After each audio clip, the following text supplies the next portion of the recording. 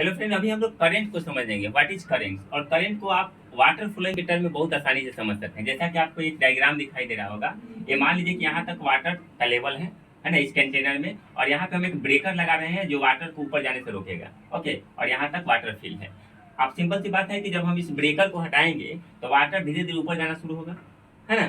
तो ये वाटर धीरे धीरे इस डायरेक्शन से इस डायरेक्शन में वाटर फ्लोइंग स्टार्ट होगा, जैसा कि आपको दिखाई दे रहा है। यही जो वाटर का यहाँ पे हायर लेवल है, इसी को हम लोग प्लस से डिनोट करते हैं, और लोअर लेवल को माइनस से। ये हो गया हायर कंसंट्रेशन, ये हो गया लोअर कंसंट्रेशन। जिस तरह से वाटर ये हायर से लोअर की तरफ फ्लो होगा, और तब तक फ्लो होगा जब तक ये दोनों बैलेंस नहीं हो जाए, दोनों की लेवल, है ना। तो हायर से लोअर की तरफ जो फ्लो हो रहा है, इसी तरह से करंट भी किसी वायर में higher concentration to lower concentration flow होता है, और इसी को देख करके सर्किट बनाया गया है। ये हायर कंसंट्रेशन को प्लस से डिनोट करते हैं, जैसा कि हम सर्किट डायग्राम एक बनाते हैं, ये प्लस माइनस, और यहाँ से एक होता है आपका स्विच। ओके, यहाँ पे मान लीजिए कोई लोड है, बल्ब है, और यहाँ से ऐसे कर देते हैं, तो हायर कंसंट्रेशन यहाँ पे प्लस हो गया, ये हो गया लोअर कंसंट्रेशन माइनस, और ये ब्रेकर जो है ये आपको डिनोट करता है स्विच को, जैसा कि आपको यहाँ पे दिखाई दे रहा है, ये स्विच को डिनोट कर रहा है ब्रेकर, है ना, और ये आपके लोड है। तो इस तरह से इसी से सिंबल आया है इलेक्ट्रिक करंट का, एक सर्किट का।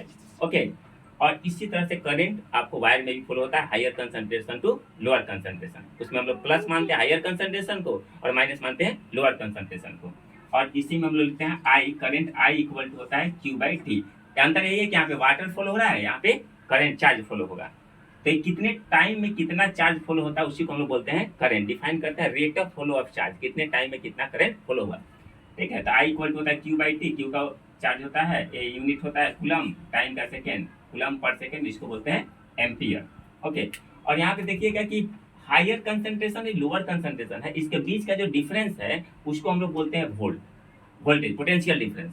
तो क्या है पोटेंशियल डिफरेंस। ये पोटेंशियल डिफरेंस जितना ज्यादा होगा करंट उतना ही ज्यादा बढ़ेगी। डेट मीन्स वोल्टेज जितना ज्यादा होगा करंट उतना ही तेजी से आएगी। सिंपल सी बात देखिए ना, यहाँ पे अगर इस कंसंट्रेशन को और बढ़ा दें, वाटर की लेवल यहाँ तक रहेगी, तब तेजी से वाटर इधर आएगा, है ना।